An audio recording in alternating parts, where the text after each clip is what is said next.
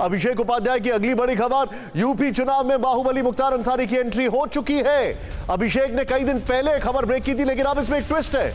मुख्तार अंसारी और बेटे अब्बास अंसारी दोनों मऊ से करेंगे नामांकन। अब एक दूसरे के खिलाफ लड़ रहे हैं क्या?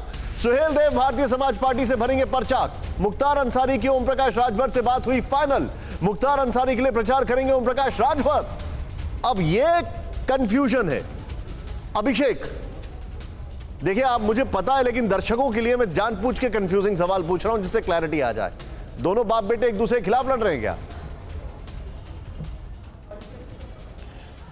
निशांत, आपको जो पता है वही सच्चाई है कि अरे आप ही ने तो बताया है। बात नहीं है, बल्कि ये अंदेशा है जी। देखिए, मुख्तार अंसारी के परिवार को इस बात का अंदेशा है कि आखिरी मौके पे कोई ना कोई तकनीकी खामी खड़ी की जा सकती है और वो उनको चुनाव लड़ने से रोकने की साजिश की जा सकती है। इसलिए एक परिवार का एक व्यक्ति और अपनी दावेदारी वहाँ पर भर रहा है ताकि किसी भी सूरत में परिवार के पास ये सीट रहे।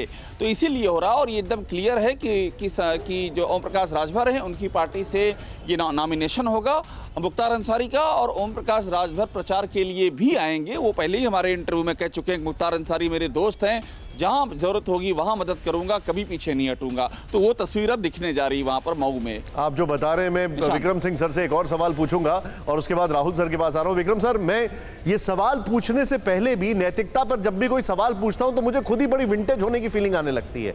ऐसा लगता है कि जैसे शायद ये सवाल तो अब खत्म ही हो गए, इस कलयुग में मायने ही नहीं रखते। लेकिन नाहिद हसन कैराना की जेल में, वहां पर कैराना में चुनाव लड़ रहे हैं, जेल में मौजूद है, 75% वोटिंग होती है। मुख्तार अंसारी के बेटा और पुत्र दोनों चुनाव लड़ने जा रहे हैं, किसी एक का टिकट कट गया।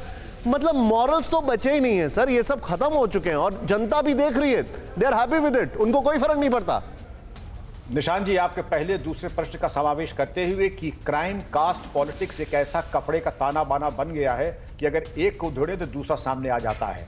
आप अपराध को उधेड़े तो कास्ट आती है, कास्ट दोनों को उधेड़ते हैं तो निर्वाचन आ जाता है, निर्वाचन को करे तो उसमें कास्ट और क्राइम आ जाता है। इन तमाम का तीनों का समावेश ये फैब्रिक बन गया है आज की राजनीति। और आज की राजनीति में न अतीक के लिए, न मुख्तार के लिए और इसी तरीके के बाहुबलियों के लिए निर्वाचन तो हमारे आपके नजर में है, इनके लिए तो जीवन रेखा, लाइफ लाइन है, क्योंकि निर्वाचन नहीं लड़ेंगे तो समाप्त हो जाएंगे। इसलिए इनको तमाम धनबल, बाहुबल, बुद्धिबल, तमाम समस्त बलों का समावेश करके इनको किसी तरीके से निर्वाचन प्रक्रिया में विजयी होना है, क्योंकि अगर पराजित हो गए तो हो सकता है कि इनका भविष्य और ज्यादा अंधकारमय हो जाए। इसलिए बाहुबलियों की मौजूदगी एक सिम्बियोटिक रिलेशनशिप है कई राजनीतिक दलों से, कई राजनीतिक आकाओं से।